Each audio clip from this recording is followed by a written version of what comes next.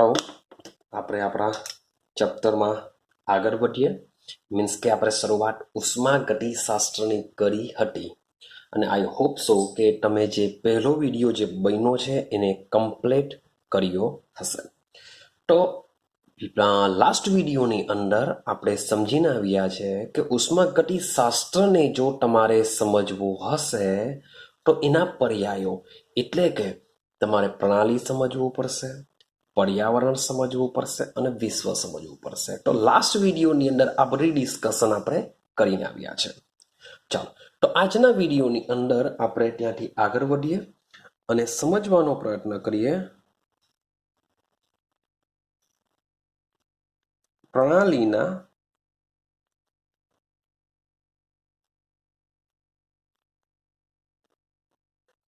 પ્રકાર કે પ્રણાલી કયા કયા પ્રકારની આવેલી હોઈ શકે છે. ક્લિયર? તો સૌથી પહેલા સમજો કે આ જે પ્રણાલીના પ્રકાર છે એ શાને આધારે પાડવામાં આવ્યા છે. ક્લિયર છે? તો આ જે પ્રણાલીના પ્રકાર છે, પ્રણાલી અને પર્યાવરણ વચ્ચે દ્રવ્ય અને ઉર્જાની તમે હેરફેર બોલી શકો અથવા તો આપલે બોલી શકો. તો પ્રણાલી અને પર્યાવરણ વચ્ચે દ્રવ્ય અને ઉર્જાની હેરફેર અથવા તો આપલેને આધારે તેનું વર્ગીકરણ થાય છે. તેનું વર્ગીકરણ કરવામાં આવશે. આઈડિયા આવે છે? મીન્સ કે તમને આઈડિયા છે કે આપણે વિશ્વનો એક અતિ નાનો ભાગ કે જેમાં આપણે પ્રયોગ કરીએ છીએ, અવલોકનની નોંધ કરીએ છીએ, તેને આપણે કહેશું પ્રણાલી. અને પ્રણાલી સિવાયનો જે આજુબાજુનો વિસ્તાર છે એને આપણે પર્યાવરણ કહેશું. પણ મેઇન ઇમ્પોર્ટન્ટ છે કે પ્રણાલી અને પર્યાવરણને છૂટી પાડતી એક રેખા હોય છે જેને આપણે સીમા અથવા બાઉન્ડ્રી અથવા હદ રેખા કહીએ છીએ. ક્લિયર છે? એ સીમાનો સમાવેશ નથી પ્રણાલીમાં થતો, નથી પર્યાવરણમાં થતો, પરંતુ એ બંનેને શું કરે છે? અલગ કરે છે. કારણ કે એ જ રેખા બહુ ઇમ્પોર્ટન્ટ છે. કારણ કે એ રેખા દ્વારા જ આ જે દ્રવ્ય છે, જે ઉર્જા છે, મે બી આપણે થઈ શકે અથવા તો ન પણ થઈ શકે. એને આધારે આપણે 3 પ્રકાર પાડીશું. તો પહેલો પ્રકાર છે એનું કહેવાશે ખુલ્લી પ્રણાલી. પહેલો પ્રકાર શું છે? ખુલ્લી પ્રણાલી. તો સૌથી પહેલા આને હું તમને એઝ અ વ્યાખ્યા દ્વારા સમજાવું એના કરતા પહેલા એક્ઝામ્પલ સમજીએ. જો એક્ઝામ્પલ સમજ પડી ગઈ, દિમાગમાં ઉતરી ગયું, તો એની વ્યાખ્યા બી તમને આઈડિયા આવી જશે કે ખરેખર ખુલ્લી પ્રણાલી છે શું. ચાલો, માન લો કે મેં રકબી લીધેલી છે, એવું સમજો કે આ રકબી છે. ક્લિયર છે? અમે રકબી લીધેલી છે, એને મેં ઓરડામાં મૂકી દીધી અથવા તો ટેરેસ પર મૂકી દીધી અથવા ગમે ત્યાં મૂકી દો. આ જે રકબી છે એ રકબીમાં મેં બરફ લીધેલો છે. રકબીમાં શું કરેલો છે? મેં બરફ લીધેલો છે. તમે ઘરે બી એક્સપેરિમેન્ટ કરી શકો છો. લઈ લેજો એક રકાબી જેવું લઈ લેજો અથવા તો વાડકી લઈ લેજો, વોટ એવર કંઈ બી લઈ લેજો. ક્લિયર? ગ્લાસ બી લઈ શકો તમે, કંઈ બી લઈ લેજો, એમાં બરફ ભરી દેજો. તમે 5 મિનિટ કે 10 મિનિટ પછી ઓબ્ઝર્વેશન કરશો કે સૌથી પહેલા આ જે બરફ છે, બરફ ધીમે ધીમે શું થઈ જશે? પીગળવાની શરૂઆત થઈને પાણી બની જશે. હા કે ના? તો આ પીગળો કેવી રીતના? તો ભાઈ બરફે શું કર્યું? આ પ્રણાલી છે આપણી. તો આજુબાજુ આજેનું શું આવેલું હશે? પર્યાવરણ આવેલું હશે. તો આ પર્યાવરણમાંથી બરફે શું કરી? ઉષ્મા મેળવી. કારણ કે બરફ એમને નથી પીગળવાનો ભાઈ, એને એનર્જીની જરૂર પડશે, ઉષ્માની જરૂર પડશે. તો આ બરફ શું કરશે? પર્યાવરણમાંથી ઉષ્મા મેળવશે. પર્યાવરણમાંથી ઉષ્મા મેળવશે. તો ચાલો, ઉષ્માની આપલે થઈ ગઈ. હા કે ના? હવે સમજો, આ જ પાણીને તમે મૂકી રાખશો, પાણીને તમે એમને મૂકી રાખશો 5-6 કલાક સુધી, તો આ જ પાણી પાછું ક્યાં ચાલ્યું જશે? ભાઈ પર્યાવરણમાં એઝ અ વરાળ સ્વરૂપે ચાલ્યું જવાનું. હા કે ના? તો તમને પાણી જોવા પણ નહીં મળશે. મીન્સ કે જે દ્રવ્ય છે આપણો બરફ એટલે કે દ્રવ્ય લઈ લેવું, દ્રવ્ય પણ મીન્સ કે પર્યાવરણમાં જાય છે, સાથે સાથે પર્યાવરણમાંથી ઉષ્માની પણ આપલે થઈ શકે છે. આ તો મીન્સ કે મેં બરફનું એક્ઝામ્પલ લીધેલું છે એટલે. ચાલો એની જગ્યાએ માની લેવું કે ફરીથી પાછો એક ટ્રે લઈ લો, બીકર લઈ લો, વોટ એવર કંઈ બી લઈ લેજો. આમાં હું હવે ગરમ પાણી ભરું છું. શબ્દ સમજો, આમાં હું શું ભરું છું? ગરમ પાણી ભરું છું. હવે ગરમ પાણી છે તો ભાઈ સીધી સિમ્પલ વસ્તુ છે કે આપણે માની લો કે પાણીને એકદમ જ ગરમ કરીએ તો આજુબાજુનું જે પર્યાવરણ હશે એના કરતાં પણ એનું ટેમ્પરેચર વધારે હશે, કારણ કે ગરમ પાણી છે. મોટે ભાગે અરાઉન્ડ આપણે રૂમ ટેમ્પરેચર હમણાંના સમયમાં 27-28 ° મોટે ભાગે હોય છે. અરે ચાલો વધારે 35 ° માની લઈએ, પણ તે છતાં બી પાણીને તમે ગરમ કરો છો તો એનું ટેમ્પરેચર તો 70-80 પાસે હશે, હા કે ના?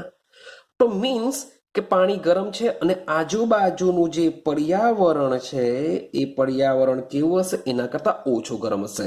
તો આ ગરમ પાણીની જે ઉષ્મા છે એ ઉષ્મા શું કરશે? પર્યાવરણને ઘુમાવશે. ઉષ્મા શું કરશે? ઘુમાવે છે. એટલે કે ગરમ પાણીની જે ઉષ્મા છે ક્યાં ચાલી જશે? પર્યાવરણમાં ચાલી જશે. ક્યાં સુધી આવું થયા કરશે?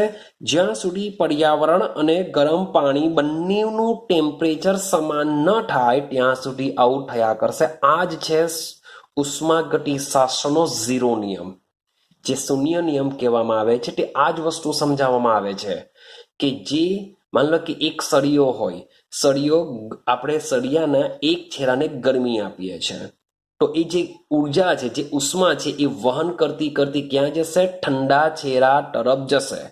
હવે તમે ઉષ્મા આપવાનું બંધ કરી દે તેમ છતાં પણ એનો જે ભાગ ગરમ છે, જે ભાગ ઠંડો છે ત્યાંથી ઉષ્માનું વહન કરીને એવી સ્થિતિ આવી જશે કે એના આખા સળિયામાં ઉષ્માનો જથ્થો કેવો થઈ જાય? અચળ થાય. ત્યાં સુધી ઉષ્માનું વહન થયા જ કરશે. આઈડિયા આવે છે? તો તમે જોઈ શકો છો, હું એવું નથી કહેતો કે તમારા એક જ એક્ઝામ્પલ જે લેવું છું એમાં જ બંને વસ્તુ થાય. મીન્સ કે દ્રવ્યની બી આપલે થાય, ઉર્જાની બી આપલે થાય. મીન્સ કે દ્રવ્ય પર્યાવરણમાં જાય, પર્યાવરણમાંથી પાછું આવે, ઉષ્મા બી પર્યાવરણમાં જાય, પર્યાવરણમાંથી પાછું આવે. ના, એવું નથી. મીન્સ કે તમે ડિફરન્ટ એક્ઝામ્પલ લઈ શકો છો કે તમે જોશો કે અહીં જે ગરમ પાણી છે એ ઉષ્મા ગુમાવે છે, એટલે કે પર્યાવરણને ઉષ્મા મળે છે. આ બરફવાળું એક્ઝામ્પલ ચેક કરો, જેમાંથી પર્યાવરણમાંથી ઉર્જા મેળવે છે અથવા ઉષ્મા મેળવે છે તોય પીગળશે. આઈડિયા આવે છે? હવે તમે આ બંને કિસ્સામાં મીન્સ કે તમે મૂકી રાખશો તો છેલ્લે પાણી પર શું થઈ જશે? પર્યાવરણમાં ચાલ્યું જશે. આઈડિયા આવે છે? તો આ રીતે ખુલ્લી પ્રણાલીનો મતલબ શું થાય? જો મેં તમને પહેલા જ કીધેલું છે, જે બી વાત કરીશું એ દ્રવ્ય અને ઉર્જાની હેરફેર પ્રણાલી અને પર્યાવરણ વચ્ચે થશે કે નહીં થશે તેને આધારે આપણે તેનું વર્ગીકરણ કરીએ છીએ. તો ભાઈ ખુલ્લી પ્રણાલી એવી પ્રણાલી છે કે જેમાં પર્યાવરણ અને પ્રણાલી વચ્ચે દ્રવ્ય અને ઉર્જા બંનેનું શું થઈ શકે છે? આપલે થઈ શકે છે. ક્લિયર થાય છે? આઈડિયા આવે છે?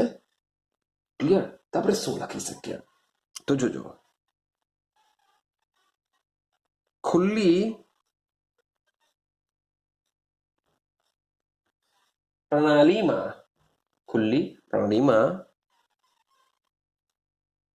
પ્રણાલી અને ખુલ્લી પ્રણાલીમાં પ્રણાલી અને પર્યાવરણની વચ્ચે દ્રવ્ય અને ઉર્જા બંનેનો વિનિમય અથવા તો આપ-લે થઈ શકે છે. તો આ તો એક સેન્ટન્સ નીચે મેં લખેલું છે. માની લો કે તમારે વ્યાખ્યા બને, તમને 1 માર્ક્સમાં પૂછાઈ ગયું કે ભાઈ ખુલ્લી પ્રણાલી સમજાવો અથવા ખુલ્લી પ્રણાલીની વ્યાખ્યા આપો ઉદાહરણ સહિત. તો શું લખશો?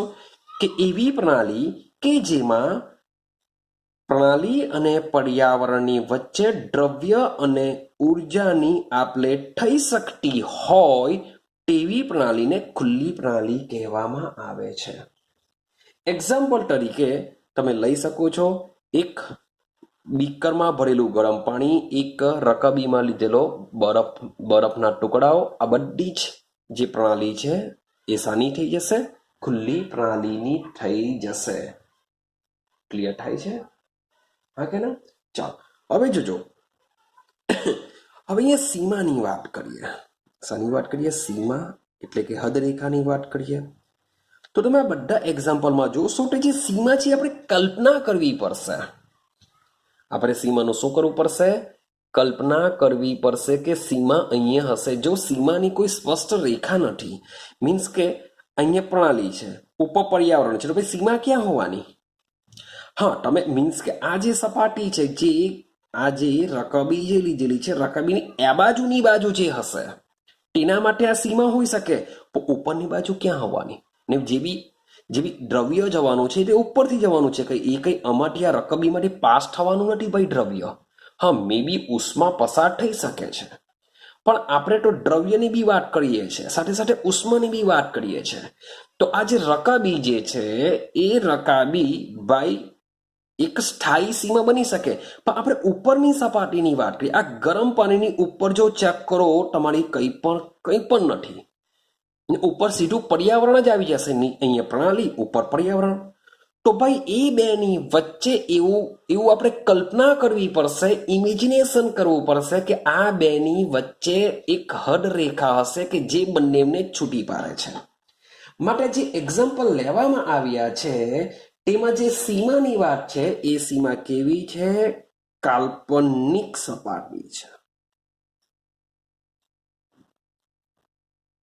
કેવી છે? તમારી કાલ્પનિક સપાટી છે. તમારે શું કરવું પડશે?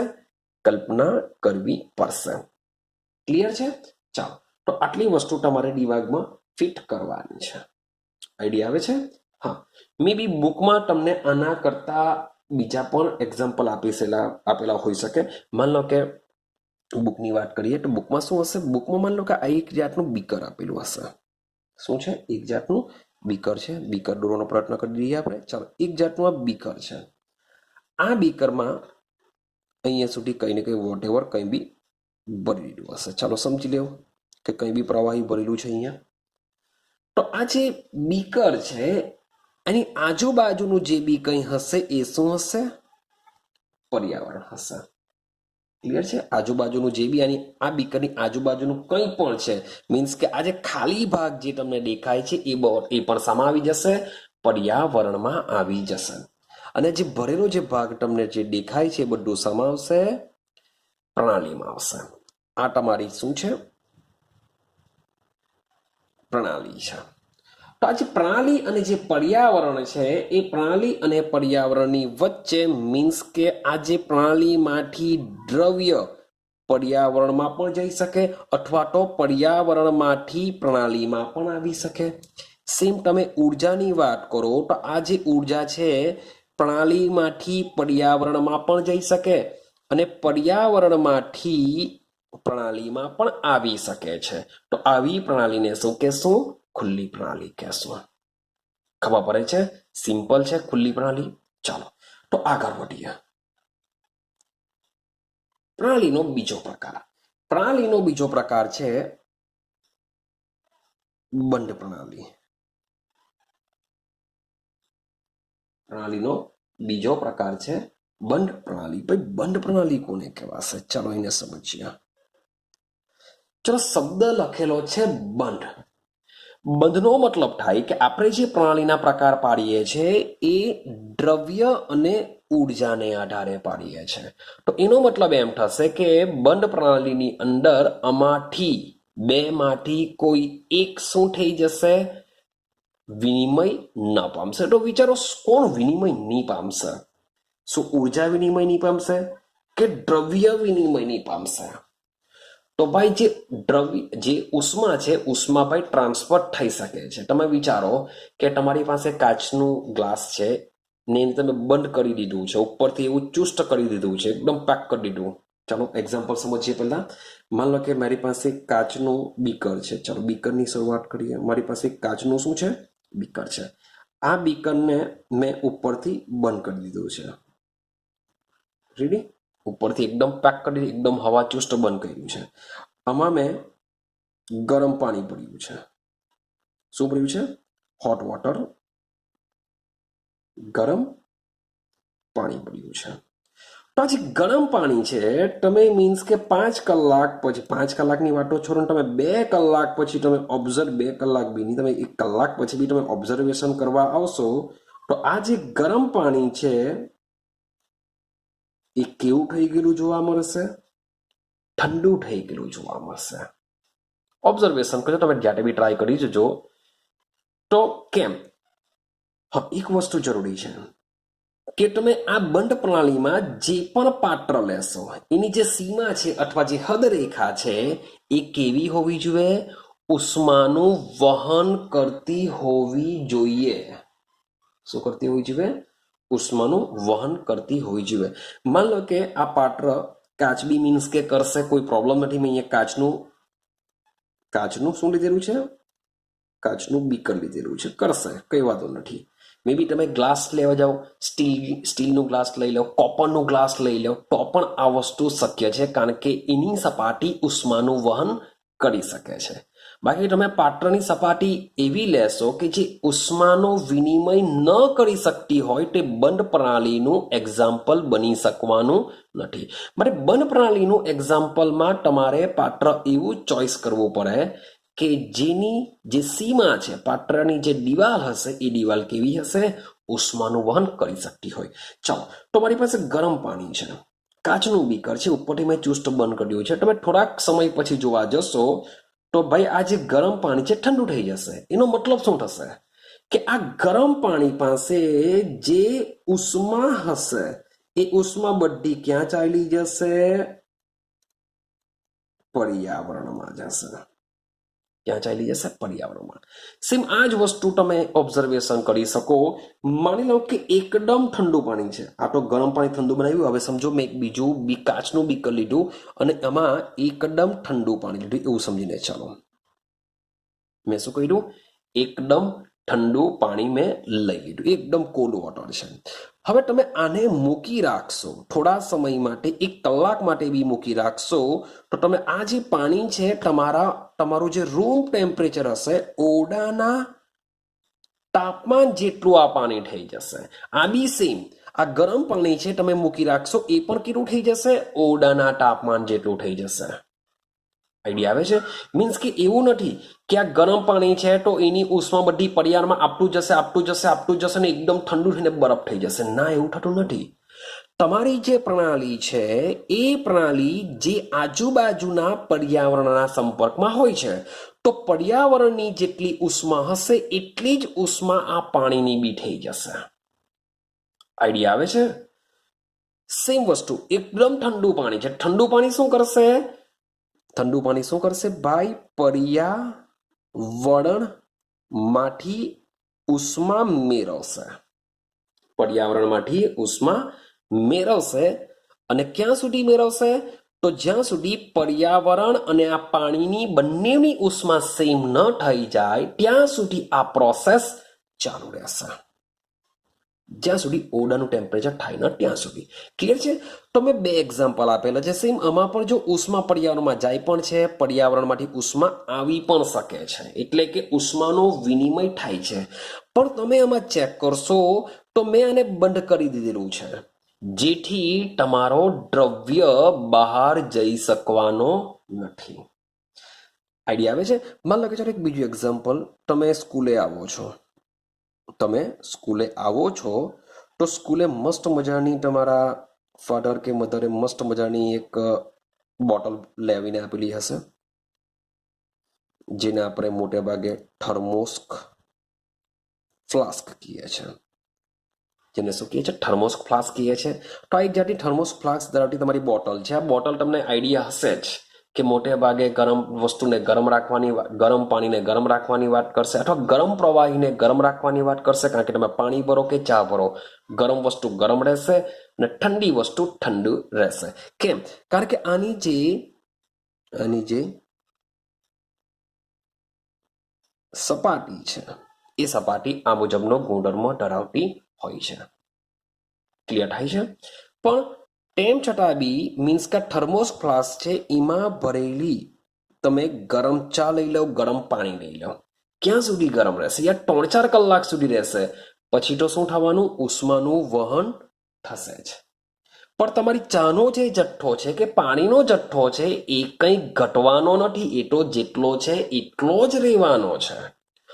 તો જે પણ એક્ઝામ્પલ આપણે જોઈએ છે એમાં જે સીમા છે એ સીમા દ્વારા ઉષ્માની આપલે પ્રણાલી અને પર્યાવરણ કરી શકે છે, પરંતુ દ્રવ્યની આપલે પ્રણાલી અને પર્યાવરણમાં થતી નથી. તો આવી પ્રણાલીને શું કહેશું? બંધ પ્રણાલી કહેશું. ક્લિયર થાય છે? તો બંધ પ્રણાલી માટે લખીએ. ચલો વ્યાખ્યા તરીકે જ લખું કે જે પ્રણાલી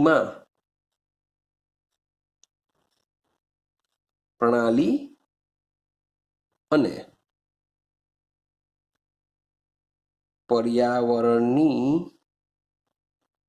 વચ્ચે ઉષ્માની હેરફેર અથવા તો આપલે થઈ શકે છે. જે પ્રણાલીમાં પ્રણાલી અને પર્યાવરણની વચ્ચે ઉષ્માની આપલે થઈ શકે છે, પરંતુ દ્રવ્યની આપલે ન થઈ શકતી હોય તેવી પ્રણાલીને આપણે શું કહેશું? બંધ પ્રણાલી કહેશું.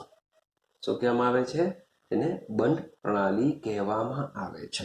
હવે સમજો, બંધ પ્રણાલીની અંદર સીમાની જો વાત કરીએ તો ભાઈ આમાં સીમા કાલ્પનિક હોતી નથી, કારણ કે મોટે ભાગે પ્રણાલી આખી શું થઈ ગયેલી હોય છે? બંધ થઈ ગયેલી હોય છે.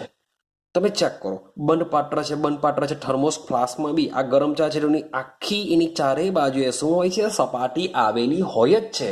એ પર્યાવરણના સીધા જ સંપર્કમાં હોતી નથી. માટે સીમા કેવી હોય છે? સ્પષ્ટ હોય છે. કાલ્પનિક હોતી નથી, પણ સ્પષ્ટ હોય છે. આપણે એમાં સીમા જે કાલ્પનિક હોવાની નથી. આઈડિયા આવે છે? તો આ રીતની મીન્સ કે તમારું બંધ પ્રણાલી થશે. ચાલો અગાડી સમજીએ. ત્રીજો પ્રકાર પડે છે. હવે તમને આઈડિયા આવી ગઈ હશે કે પહેલી વસ્તુમાં આપણે સમજ્યા કે દ્રવ્ય અને ઉર્જા બંનેની આપલે થાય છે. ત્યાર પછી બીજું જે બંધ પ્રણાલીની વાત કરીને આવ્યા, જેમાં આઈડિયા આવી ગઈ કે ભાઈ જે ઉષ્મા છે ઉષ્માનો વિનિમય થઈ શકે છે, પણ દ્રવ્યનો વિનિમય થઈ શકતો નથી. તો હવે સમજો નિરાળી પ્રણાલી કેવી હશે? આપણી ત્રીજી છે નિરાળી પ્રણાલી. સર આમાં એવું હોઈ શકે અમારા અનુમાન પ્રમાણે કે સર પેલામાં બંને થતું હતું, આમાં શું થતું હતું? ઉષ્માનો વિનિમય થતો હતો, દ્રવ્યનો નહીં થતો. સર આમાં એવું થશે, ઉષ્માનો વિનિમય નહીં થશે, દ્રવ્યનો થઈ શકે. અરે ઇમેજિનેશન કરો, શું આ શક્ય ખરું? વિચારો જરાક કે દ્રવ્યની આપલે થઈ શકે, ઉષ્માની નહીં થઈ શકે. શક્ય ખરું આવું? તમે ગરમ ચા ભરેલી છે, એટલે કે ચા મીન્સ કે તમે કારશો એટલે ગરમ વસ્તુ, ગરમ ચા ભરેલી હશે, પાત્રમાંથી કાઢો એટલે ઠંડી થઈ ગયેલી જોવા મળે, એટલે ઉષ્મા બધી તમારા પાત્રમાં જ રહેશે અને ચા ઠંડી. શું આવું જોવા મળ્યું છે? આવું તમે એક પણ વસ્તુ તમારા લાઈફમાં જોયું હશે ખરું? તો ભાઈ એ વસ્તુ પોસિબલ નથી. એટલે હું જે આ જે વસ્તુ નિરાળી પ્રાણી ખરેખર આવી નથી. કે આપણે શું સમજીએ છીએ? પહેલામાં બંનેનું વહન થઈ શક્યું, આમાં ઉષ્માનું વહન આની વાત કરીએ છીએ, ઉષ્માનું વહન થઈ શક્યું, દ્રવ્યનું નહીં થયું. તો આમાં શું થશે? આપણે વિચાર કરી લીધું કે દ્રવ્યની આપલે થશે, ઉષ્માની નહીં થશે. તો એને આપણે નિરાળી પ્રાણી કહેશું કે ભાઈ ના, નિરાળી પ્રાણી એવી નથી, કારણ કે તમે દ્રવ્યની આપલે કરતો ઉષ્માની આપલે થવાની જ. મેં મજાનું એક્ઝામ્પલ સેટ કરીને આપ્યું છે કે ભાઈ મારી પાસે માન લો કે એક પાત્ર છે, એમાં મેં ગરમ ચા ભરેલી છે, તમે જેવું બીજા પાત્રમાં લેશો એટલે ઠંડી ચા થઈ જાય, ઉષ્મા ત્યાં જ રવા દે. તો યાર એ વસ્તુ શક્ય જ નથી, પોસિબલ જ નથી. તો નિરાળી પ્રણાલી કોને કહેવાશે? શું થશે? તો ભાઈ નિરાળી પ્રણાલી એવી પ્રણાલી છે કે જેમાં દ્રવ્ય અને ઉર્જા બંનેની આપલે ન થઈ શકે. યાદ રાખજો. એવી પ્રણાલીને શું કહેશું? નિરાળી પ્રણાલી. તો શરૂઆત કરીએ એની વ્યાખ્યાથી કે જે પ્રણાલીમાં દ્રવ્ય અને ઉર્જા બંને પ્રણાલીમાંથી પર્યાવરણમાં અને પર્યાવરણમાંથી પ્રણાલીમાં હેરફેર પામી ન શકે તેવી પ્રણાલીને શું કહેશું? નિરાળી પ્રણાલી કહે છે. આઈડિયા આવે છે? મીન્સ કે બહુ કંઈ ગોખાગોખ કરવાની કોઈ જરૂરત નથી. કન્સેપ્ટને ખાલી સમજવાનો છે. તમે ઇઝીલી લખી શકશો કે પ્રણાલી એટલે શું અને તેના પ્રકાર સમજાવો. તો આ રીતનો 3 માર્ક્સનો ક્વેશ્ચન રેડી થઈ ગયો કે પ્રણાલી એટલે શું, પ્રણાલીની વ્યાખ્યા લખો અને તેના પ્રકાર આ રીતના બધા સમજાવી દો. તો આ તમારો પહેલો ક્વેશ્ચન રેડી થશે. આ ચેપ્ટરનો પહેલો ક્વેશ્ચન કે પ્રણાલી એટલે શું, તેના પ્રકાર સમજાવો. ચાલો હવે સમજીએ આનું એક્ઝામ્પલ.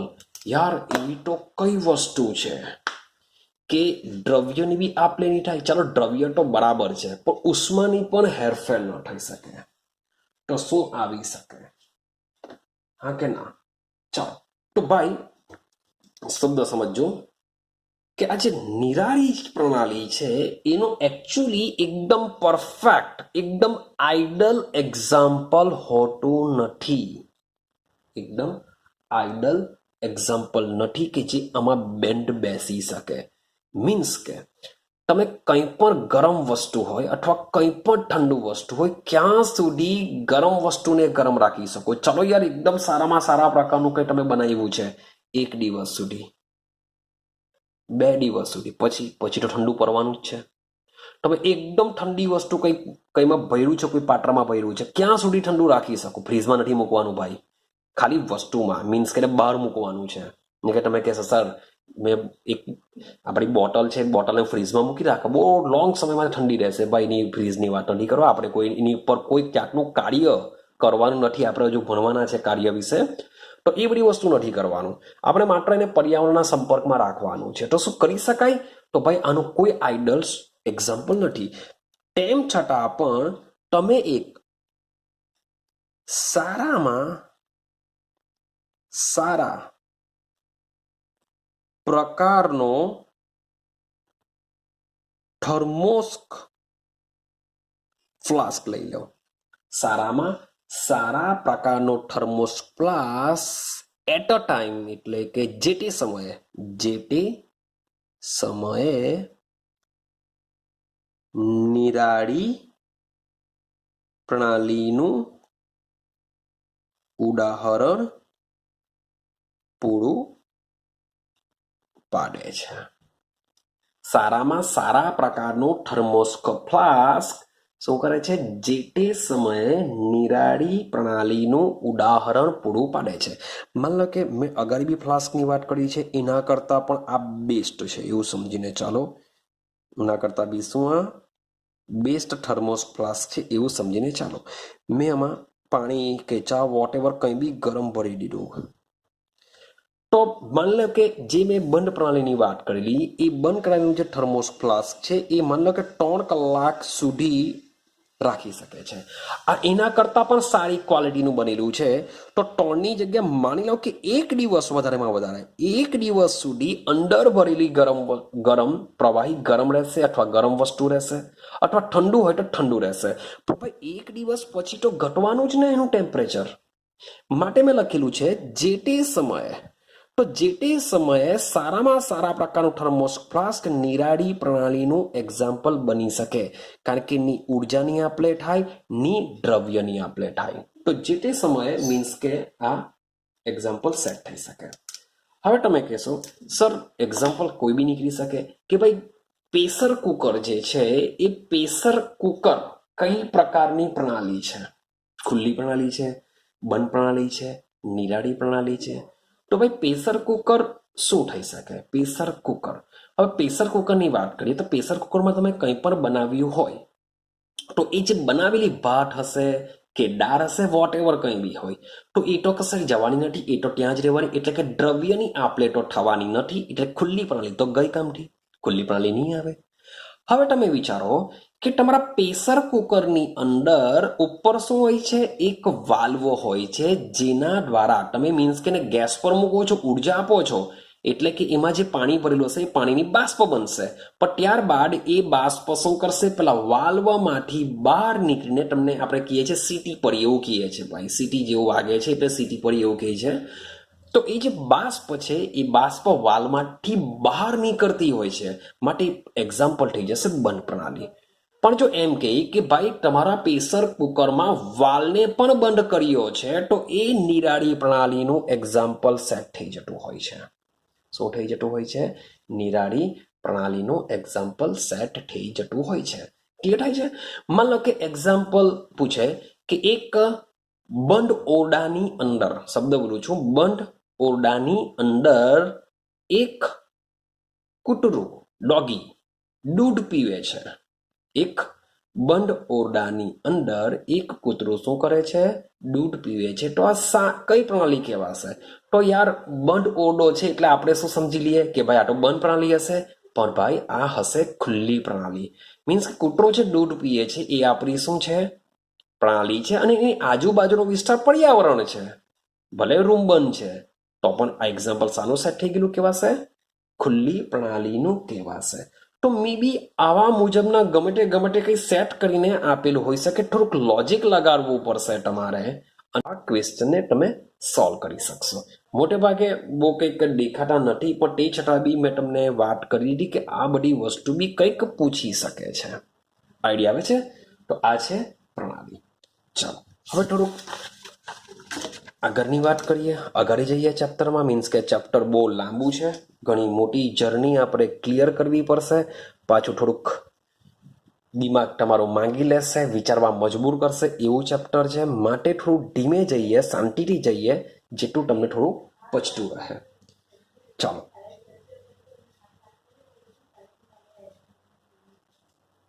નેક્સ્ટ પોઈન્ટ પર જઈએ આપણે. પ્રણાલીની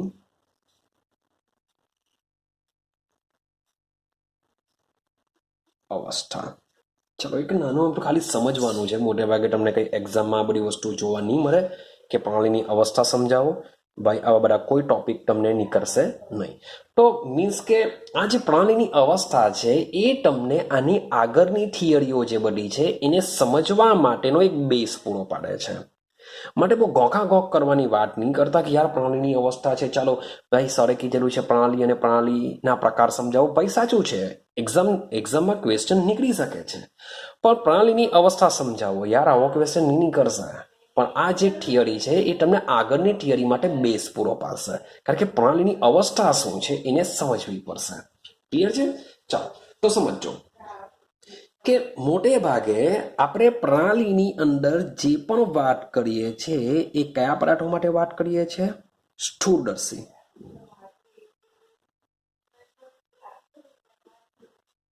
સ્થૂળદર્શી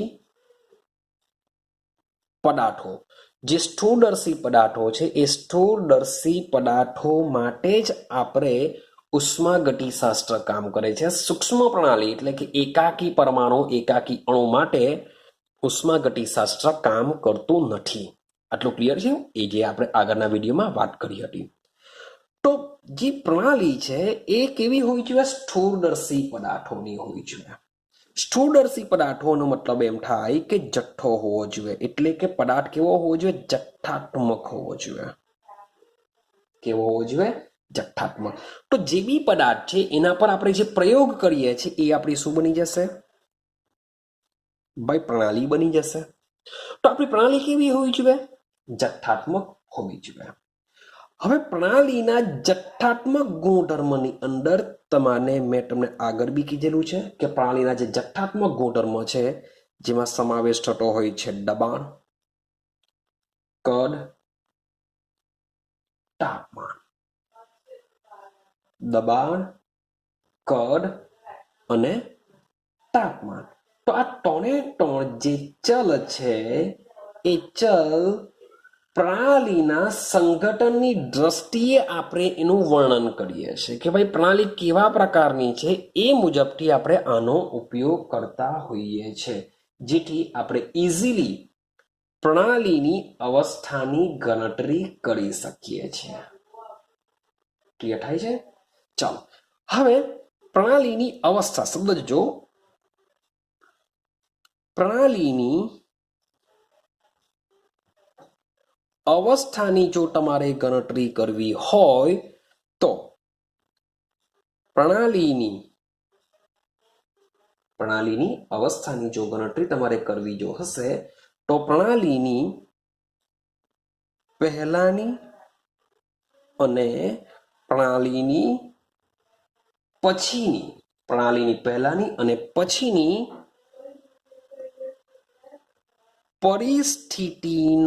પરિસ્થિતિનો ઉપયોગ કરીને આપણે પ્રણાલીની અવસ્થા જાણીશું. શબ્દ જોજો કે મારે જો પ્રણાલીની અવસ્થા સમજવી હશે તો ભાઈ પ્રણાલી પહેલા કેવી હતી અને પ્રક્રિયા કર્યા બાદ કેવી થઈ ગઈ એના પરથી એની અવસ્થા સમજીશું. માનો કે તમને સમજાવવાનો પ્રયત્ન કરું. મારી પાસે એક રકબી છે, ભાઈ બાજુ લઈ લઈએ, આપણે બરફ લઈ લઈએ. બસ સર તો બરફ જ લીયા કરતા છે, પણ ઇઝી પડશે સમજવામાં કે મારી પાસે એક પ્રણાલી લીધેલી છે, મીન્સ કે એક રકાબીમાં બરફ લીધેલો છે. તો આ બરફ શું છે? આપણી પ્રણાલી છે. ચાલો આ મારી શું થઈ ગઈ? પહેલાની અવસ્થા થઈ ગઈ. હવે આને તમે મૂકી રાખશો તો આ જે રકાબી છે, રકાબીમાં શું થઈ જશે? પાણી થઈ જશે. આ શું થઈ ગઈ? પછીની અવસ્થા થઈ ગઈ. તો ભાઈ આ પ્રણાલી માટે પ્રણાલીની અવસ્થા જો મારે સમજવી હોય તો પહેલાની સ્થિતિ અને પછીની પરિસ્થિતિનો ઉપયોગ કરીને આપણે પ્રણાલીની અવસ્થા જાણીશું. ખબર પડે છે? પહેલાની પરિસ્થિતિ અને પછીની પરિસ્થિતિ, આ બે પરિસ્થિતિનો ઉપયોગ કરીને આપણે પ્રણાલીની અવસ્થાની ગણતરી કરીશું. આવે તો બરફમાંથી પાણી કેવી રીતના બન્યું? ભાઈ તમે બરફને કાઢીને પાણી નાખી દીધું, ભાઈ તમે બરફને ઉષ્મા આપી, ભાઈ બરફને તમે મીન્સ કે ગેસ પર મૂકી દીધો, વોટ એવર કંઈ પણ હોય, કંઈ પણ રીતના પાણી બન્યું હોય એને તમારે નથી જોવાનું કે આપણે એવી તો કઈ ક્રિયા કરી કે જેમાંથી બરફમાંથી પાણી બની ગયું. એની સાથે અવસ્થાને કોઈ લેવા દેવા હોતું નથી. એક બીજું એક્ઝામ્પલ આપું. માન લો કે આ આપણી સ્કૂલ છે, એવું સમજીને ચાલો આપણી સ્કૂલ છે. ભાઈ સમજી લેજો કે સ્કૂલ છે. ભાઈ તમે કહેશો સર આ તો સ્કૂલ જેવું દેખાતું બી નથી, તો તેમ છતાં બી એવું સમજો કે આપણી આ સ્કૂલ છે. એક છોકરો અહીંયા રહે છે, એનું ઘર છે. ક્લિયર છે? એનું હોમ છે, ઘર છે. અહીંયાથી આપણો એક છોકરો શું કરશે? ભાઈ સ્કૂલે આવવાનું છે એને. તો સ્કૂલે આવવા માટે બહુ બધા રસ્તા છે ભાઈ. એમથી અહીંયા આ રીતના બી આવી શકે છે, સીધો બી આવી શકે છે, આવો કંઈક રસ્તો બી છે, અહીંયાથી બી સ્કૂલ આવું કંઈ આવી શકે છે. આ બધી જુદા જુદા રસ્તાઓ છે કે એના ઘરેથી સ્કૂલે પહોંચવા માટેના. પણ આપણે પ્રણાલીની અવસ્થાની જ્યારે વાત કરતા હોઈએ ત્યારે આ છોકરો આ સ્કૂલમાં કેવી રીતના પહોંચે છે એની સાથે એને લેવા દેવા હોતું નથી.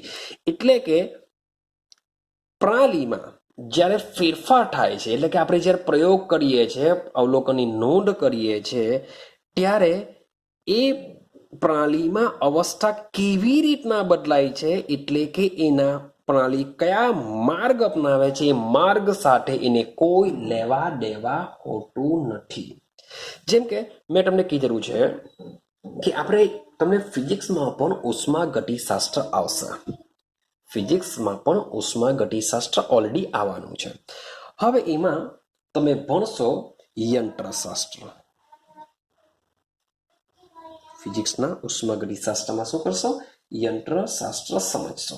હવે યંત્રશાસ્ત્રમાં શું થશે કે મોટે ભાગે માન લો કે કોઈ વસ્તુને તમે ઘટી કરાવશો ને એ ઘટી કરાવતા કરાવતા જે સમય લાગે છે એ સમયનો તમે આલેખ દોરશો તો દરેકે સમયે તમે શું કરશો, એની ગતિ નોંધશો. દરેક સમયે શબ્દ બોલું છું કે જેટલા પણ મેં બિંદુ દોરેલા છે એ બિંદુ કે ભાઈ આ સમયે ભાઈ આ તમારો પદાર્થ અહીંયા હશે, આ સમય પદાર્થ અહીંયા હશે, આ સમય પદાર્થ અહીંયા હશે, એટલે કે દરેક બિંદુએ તમે એનું સ્થાન નક્કી કરશો. દરેક બિંદુ વડે સ્થાન નક્કી કરશો. પણ કેમેસ્ટ્રીમાં મીન્સ કે રસાયણ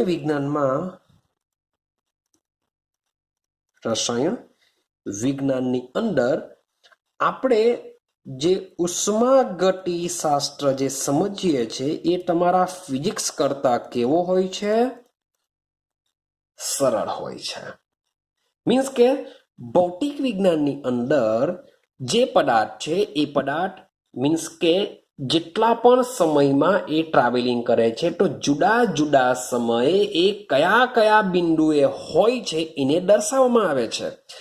પણ મીન્સ કે અહીંયાથી આ એક પદાર્થે શરૂઆત કરી અને અહીંયા એનો અંત થાય છે. એટલે આ બધા બિંદુ સાથે ઉષ્મા થર્મોડાયનેમિક્સ મીન્સ કે કામ કરતું હોય છે ફિઝિક્સની અંદર. પરંતુ કેમેસ્ટ્રીની વાત કરીએ તો કેમેસ્ટ્રીમાં મીન્સ કે પદાર્થે અહીંયાથી શરૂઆત કરી અને અહીંયા પહોંચી ગયો મીન્સ કે પ્રારંભિક સ્થિતિ, અંતિમ સ્થિતિ, આ બંને ઉપરથી પ્રણાલીની અવસ્થા ડિસાઇડ થઈ જશે. આ બંને ઉપરથી શું થશે? પ્રણાલીની અવસ્થા ડિસાઇડ થઈ જતી હોય છે. બધા બિંદુનું કોઈ પણ કામ હોતું નથી. ક્લિયર છે? કારણ કે આપણે શું કરીએ છીએ? પ્રણાલીના સરેરાશ માપન થઈ શકે તેવા ગુણધર્મોનો ઉપયોગ કરીએ છીએ. શું કરીએ છીએ આપણે? પ્રણાલીનું સરેરાશ માપન થઈ શકે, આપણે એવરેજ એનું મૂલ્ય મેળવી શકીએ એવું સરેરાશ માપન થઈ શકે તેવા ગુણધર્મોનો આપણે ઉપયોગ કરતા હોઈએ છીએ. આઈડિયા આવે છે? માટે ફિઝિક્સ અને કેમેસ્ટ્રીમાં શું હોય છે? ડિફરન્સિએશન હોય છે. ફિઝિક્સમાં દરેક પોઈન્ટનું કેલ્ક્યુલેશન કરશે, જ્યારે કેમેસ્ટ્રીમાં એની શરૂઆતની પરિસ્થિતિ શું છે, છેલ્લે અંતિમ પરિસ્થિતિ શું છે, આ બેનો ઉપયોગ કરીને આપણે શું કરી દેશું? પ્રણાલીની અવસ્થા દર્શાવી દેશું. ક્લિયર છે? તો આજે મીન્સ કે દબાણ લખ્યું, મેં કદ લખ્યું, તાપમાન લખ્યું, બીજા બધા બી અવસ્થા વિધેય છે, પણ મોટા ભાગે આપણે ટોનની વાત કરીએ તો આજે દબાણ છે, કદ છે, તાપમાન છે કે જે શું કરે છે? પ્રણાલીની અવસ્થા સાથે સંકળાયેલા છે. માટે આને આવા વિધેયોને શું કહેશું આપણે? અવસ્થા વિધેય કહી શકો, અથવા તો તમે એને અવસ્થા ચલ પણ કહી શકો છો. એવું પછાડી આવશે આંતરિક ઉર્જા લઈ લો, એન્થાલ્પી લઈ લો, એન્ટ્રોપી લઈ લો, ગિબ્સ ઉર્જા લઈ લો, આ બધું જ અવસ્થા વિધેય છે. શબ્દ બોલું છું, એન્ટ્રોપી લઈ લો, એન્થાલ્પી લઈ લો, આંતરિક ઉર્જા લઈ લો, ત્યાર પછી ગિબ્સની મુક્ત ઉર્જા લઈ લો, આ બધી જ વસ્તુ અવસ્થા વિધેય છે. એટલે કે પ્રણાલીની અવસ્થા ઉપર આધાર રાખે છે. પણ પ્રણાલી એક અવસ્થામાંથી બીજી અવસ્થામાં, શબ્દ બોલું છું, પ્રણાલી એક અવસ્થામાંથી બીજી અવસ્થામાં કેવી રીતે પહોંચે છે તેના ઉપર આધાર રાખતું નથી. આઈડિયા આવે છે? તેને આપણે શું કહીશું? પ્રણાલીની અવસ્થા વિધેય કહેશું. ક્લિયર છે? ભાઈ માન લો કે બરફમાંથી પાણી બને છે, તો બરફમાં શું હશે? શરૂઆતનું કઈ ટેમ્પરેચર હશે, માન લો કે 0°C છે, એમાંથી પાણી બની ગયું, તો પાણી બન્યું ત્યારે માન લો કે 60°C છે, તો બસ આ 0 ને 60 સાથે જ એને લેવા દેવા છે. વચમાં શું થયું? ક્યાંથી ટેમ્પરેચર વધ્યું, કેવી રીતના વધ્યું, એની સાથે પ્રણાલીને લેવા દેવા હોતી નથી. માત્ર શું કરશે? પ્રણાલીની પ્રારંભિક અવસ્થામાં શું છે, પ્રણાલીની અંતિમ અવસ્થામાં શું છે, આ બે પરથી જ પ્રણાલીની અવસ્થા ડિસાઇડ થતી હોય છે. આઈડિયા આવે છે?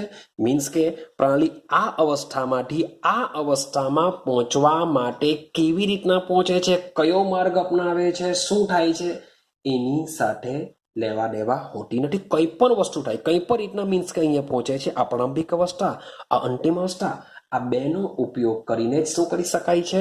પ્રણાલીની અવસ્થા ડિસાઇડ થઈ જતી હોય છે. ક્લિયર થાય છે? બીજી વસ્તુ કે પ્રણાલીની અવસ્થા આપણે જે ડિસાઇડ કરીએ છીએ એ પ્રણાલીની અવસ્થાના ડિસાઇડ ઉભા રાખજો. પ્રણાલીની અવસ્થા મીન્સ કે પીવીટી મોટે ભાગે આપણે વધારે ઉપયોગ કરીશું. તો આ જે પ્રણાલીની અવસ્થા જે વ્યાખ્યાયિત કરીએ છીએ એમાં વ્યાખ્યાયિત કરવા માટે પ્રણાલીના બધા જ ગુણધર્મોનો ઉપયોગ કરવામાં આવતો નથી. પ્રણાલીના બધા જ ગુણધર્મોનો ઉપયોગ કરવામાં આવતો નથી. ક્લિયર થાય છે? મીન્સ કે આમાં ટેમ્પરેચર કામ કરે છે તો જરૂરી નથી કે ભાઈ ચાલો કદ બી જોઈએ કે આનું કદ ઓછું છે, આનું કદ વધારે છે, તો ભાઈ દબાણ મે બી અચળ બી હશે. દબાણ શું હશે? અચળ બી હશે. કોઈ એવી પ્રણાલી હશે જેમાં ટેમ્પરેચર અચળ હશે, આ બે કામ કરતું હશે, અથવા કોઈ એક બી કામ કરતું હોય. તો પ્રણાલીના જેટલા બી આપણા ગુણધર્મો છે બધા જ ગુણધર્મોને આપણે પ્રણાલીમાં વ્યાખ્યાયિત કરવાની જરૂર હોતી નથી. કારણ કે કેટલાક તો શું હોય છે? અચળ હોય છે, અથવા તો કેટલાકનું તો કામ પણ પડતું હોતું નથી. એટલે કે જરૂરી નથી કે જે બી પ્રણાલીની વાત કરીશું એટલે કે દબાણની વાત કરો, કદની વાત કરો, ટેમ્પરેચરની વાત કરો, ના, એવું જરૂરી હોતું નથી. કેટલાકની જરૂર પડશે, કેટલાક અચળ બી હશે ને કેટલાક જ બદલાતા હોય છે. આઈડિયા આવે છે? તેમ છતાં પણ લગભગ તમારી જે વ્યાખ્યા છે, વ્યાખ્યા એવું કહેવા માંગે છે કે જે પ્રણાલીની આપણે અવસ્થા જે ડિસાઇડ કરીએ છીએ એ કોઈ પણ દિવસ સંપૂર્ણ રીતે તેને દર્શાવી શકાતી નથી.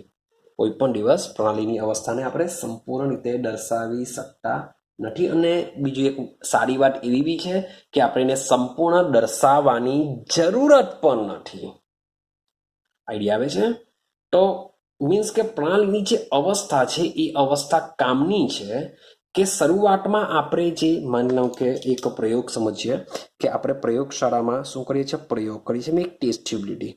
આ ટેસ્ટ ટ્યુબમાં મેં લઈ લીધો NaOH લઈ લીધો, વત્તા મેં લઈ લીધો HCl લઈ લીધો. તો આ બે વચ્ચે પ્રોસેસ થઈને બનશે NaCl વત્તા પાણી બનશે. હા કે ના? NaCl વત્તા પાણી બનશે. તો આ જે છે એ શું કહેવાશે? શરૂઆતની સ્થિતિ. અને આ જે બની ગયું મીન્સ કે પ્રયોગ મારો થઈ ગયો તો આ મારી શું થઈ જશે? અંતિમ સ્થિતિ થઈ જશે. તો આ બેનો ઉપયોગ કરીને જ પ્રણાલીની અવસ્થા ડિસાઇડ કરવામાં આવતી હોય છે. હવે કેવી રીતના પ્રોસેસ થઈ, શું થયું એની વિશે તમારે જાણવાની જરૂર નથી. કેટલા વેગથી થયું, ધીમી થઈ, ઝડપી થઈ, શું થાય છે, કંઈ જ નથી જાણવાનું. બસ તમારે શરૂઆતની સ્થિતિ, અંતિમ સ્થિતિને સમજીશું. હા, શરૂઆતની સ્થિતિમાં મે બી આપણે દબાણની વાત કરતા હોય, કદની વાત કરતા અથવા ટેમ્પરેચર ત્રણમાંથી કોઈ પણ એક અથવા બેની વાત કરતા હોય. અહીં એ લોકોનું શું થયેલું છે? તો આ બધી વસ્તુ મીન્સ કે પ્રણાલી સાથે સંકળાયેલી છે. ક્લિયર થાય છે? તો અહીં આજે આપણે આજના વિડીયોમાં 2 પોઈન્ટ કમ્પ્લીટ કર્યા. એક તો પ્રણાલીના પ્રકાર સમજ્યા જે ઇમ્પોર્ટન્ટ છે, જે પૂછાઈ શકે છે એક્ઝામની અંદર, અને બીજું સમજીને આવ્યા પ્રણાલીની અવસ્થા. તો આ જે પોઈન્ટ છે હજુ બી કેવું મોટે ભાગે સ્કૂલ લેવલ પર તમને આમાંથી કંઈ જોવા બી નહીં મળશે. પ્રણાલીની અવસ્થા કંઈ નહીં મળશે. પણ પ્રણાલીની અવસ્થા મીન્સ કે કેવી રીતના ગણતરી કરવાની છે એ તમને કામ લાગશે. તો પ્રણાલીની અવસ્થાની ગણતરી કરવા માટે એની પ્રારંભિક સ્થિતિ અને અંતિમ સ્થિતિનો આપણે ઉપયોગ કરતા હોઈએ છીએ.